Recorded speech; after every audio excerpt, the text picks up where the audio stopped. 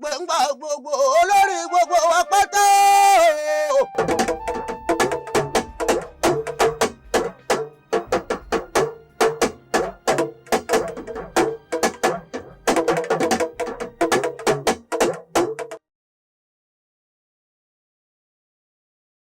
Oòduà Móhùnmáwòrán Gbangba Làṣántà. Hallelujah. Orúkọ Jésù. Gba ọpẹ́ wa. Mo gbàdúrà ohun gbogbo tẹ́ ẹ fẹ́ kó lọ kó fi fún yín. Ẹ lọ kẹ́ ẹ ṣeré. Ẹ lọ kẹ́ ẹ rógòlò. Jésù Olúwa wa. Láòkó yìí mo fẹ́ sọ lórí àkótó pé Ọlọ́run tó pé a perfect God, a perfect God. Ènìyàn ni kò pé ṣùgbọ́n Ọlọ́run pé lóhun gbogbo, ó pé lóhun gbogbo, kò sí àléébù kan lára ọba àwọn ọba, lára ọba àwọn ọba. Àwọn kankan yìí, God is perfect in love. Àwọn kan láti wò nípa ìfẹ́, Bíbélì pé nípa ìfẹ́ náà la fi sọ wádìí pé nípa ẹbọ tí Kristi fi ara rẹ̀ rú lẹ́ẹ̀kan ṣoṣo. Ọlọ́run fẹ́ wa. Matthew 5:48 pípé rẹ̀ ló mú ká wà torí pé ó pé lóhun gbogbo, kò sí àléébù. Kí ẹ̀yin kí ó pé bí bàbá yín tí ń bẹ lọ́run ṣe pé. Ìyẹn ni pé Ọlọ́run pé kò sálèébù, kì í ṣe mistake. Ohun tó dàbí torí pé gbogbo ọgbọ́n ènìyàn òmùgọ̀ ni lọ́dọ̀ Ọlọ́run. God is perfect in love. 1 John 4:8. 1 John 4:8. Ó ní nípa ìfẹ́, ó pé ìfẹ́ tó ní sí wa, tó ní sí ènìyàn, ó tún rán ọmọ bíbí rẹ̀ kan ṣoṣo wá sáyé. Ẹni tí kò bá ní ìfẹ́ kò mọ Ọlọ́run, nítorí pé ìfẹ́ ni Ọlọ́run. Ọlọ́run fẹ́ wa, ó pé, ó sì fẹ́ kí àwa náà ó pé. Láti kógojá a ní láti ṣe kíni, a ní láti pé. God is perfect in all his work. Ní gbogbo iṣẹ́ ọwọ́ rẹ̀. Tó bá ní pé dẹ́nìkan lẹ́ àbọ̀ ara fúnra rẹ̀ yóò tún mọ́, bóyá fọ́jú ni yóò ṣe tí ó ṣe pé. Mo sọ mẹ́sẹ̀jì arábìnrin kan tí a dá tí ò lójú all the time tí wọ́n fẹ́ ṣe wedding. Yóò wá pé ó lóun ọ̀sán mo ní mọ̀ ṣàlọ́ jẹ́ ìgbàdúrà fún nǹkan báyìí kọ́ lọ ṣẹlẹ̀. Nígbà ó ti wà nù wedding báyìí, ó ní ó lóun ọ̀sán mọ̀ ṣàlọ́ nǹkan báyìí. Bí pé nìyẹn ọ̀dà pé ó sì sọ gbogbo pé Deuteronomy 32:4 ó pé ní inú iṣẹ́ rẹ̀. Kò sí iṣẹ́ tí Ọlọ́run ṣe.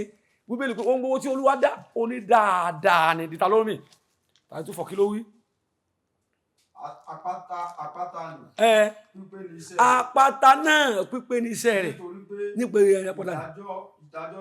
ìdájọ́ ní gbogbo ọ̀nà àpáta ni o. Òtítọ́ àti tí kò ní àìṣedéédé. Òdodo àti òtítọ́. Òdodo kò sí àìṣedéédé, kò sí kọ̀rọ̀ níwájú rẹ̀. Ó pé lóhun gbogbo. Ìyẹn ni pé ohun tó dá sínú ayé rẹ̀ yẹn ó pé. Ọlọ́run ti dọ̀ pé kì í ṣàlébù. Bóyá adọ́ ọlọ́kùnrin ìyẹn ò mí pé kékeré nítorí Ọlọ́run ti fọ́kọ̀ wà nìyẹn. Ohun tá a dá ó pé ni. God is perfect in all his way. Psalm 18:30. Orin Dáfídì orí 22:30.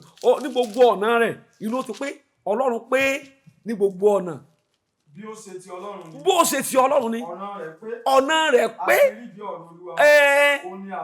Ó ní àṣà fún gbogbo àwọn tí ọba gbẹ́kẹ̀lé. Ó pé o ò lè ṣiṣẹ́, ojú ò lè tì ọ́ tó bá pé. God is perfect in his will. Romans 12:2 ètò rẹ̀ fún ọ.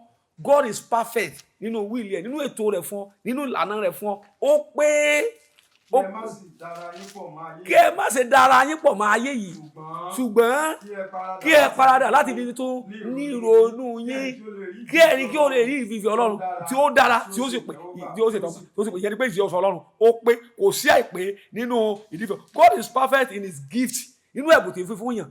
Ó pé tí ẹ̀bùn ni, sóore ni, ṣé ìgbó ni, ṣé ìmàyà ni, gbogbo ẹ̀bùn wo ló wà lára rẹ̀. Ó pé ẹ̀bùn tó wà lára rẹ̀, ó pé akẹ́tì ẹ̀ sọ wípé kò sí ènìyàn tí Ọlọ́run dá tí ò dá ẹ̀bùn pàtàkì kan mọ́. Ọ̀pọ̀lọpọ̀ ni máa ń sọ ẹ̀bùn rẹ̀ rú tàbí nínú kọ́ jẹ́ pé ọmọ wúlò ẹ̀bùn rẹ̀ tàbí kọ́ sọnù. Kò sí ẹni tó dá tí arábìnrin kan wà mo rí ẹ̀bùn lọ́wọ́ rárá rẹ̀. Olóò náà ní ẹ̀bùn. Ó sì gbọ́n ìgbékalẹ̀ ẹjọ́ àwọn ọlọ́ta kò mú lábẹ́ lọ́wọ́ rẹ̀. Ọlọ́run ọmọ kan kò sí tọ́kọ Ọlọ́run pẹ̀lú ìgbékalẹ̀ ẹjọ́ torí pé fi ọ ìní. Ọlọ́run pé nínú ẹ̀bùn rẹ̀. James 1:17 ẹ má wulẹ̀ pa. God is perfect as a father. Matthew 5:48 gẹ́gẹ́ bí bàbá. Ó pé bàbá gẹ́gẹ́ bí bàbá fún wa. Ó pé fún ọ. Bàbá ni fún ọ. Kò sí gẹ́gẹ́ bí ó pé God is perfect in his knowledge and power. Job 37 ìsinsìn nínú agbára, nínú orí ọ̀fẹ́, nínú ẹ̀bùn ẹ̀mí, nínú ìsọdọ̀tun, nínú ìmọ̀ àyà, nínú ohun gbogbo. Ó pé ìyẹn ni kó lè ràn ọ́ lọ́wọ́. Ó lè sọ àìpé rẹ kó sọ di mímọ́ ní ìgbà tí ọba fohùn gbogbo fún. Olúwa yóò ràn wá lọ́wọ́. Ẹ jẹ́ kí a gbàdúrà. Ọba ayérayé Ọlọ́run wa, aláṣẹ iná, ológo jùlọ, gba ọpẹ́ wa. Ìjẹ́ a sọ̀rọ̀ jáde àwọn èèyàn yìí lórúkọ Jésù. Olúwa darapọ̀ mọ́ ẹ lọ kẹ́ ẹ ráàánú gbà. Gbogbo tó ti ń wojú Ọlọ́run fún pípé lórúkọ Jésù kúlà kó parí rẹ̀. Ògo Olúwa kó farahàn. Jésù Olúwa wa. Oòduà Móhùnmáwòrán, Gbangbala Ṣántà.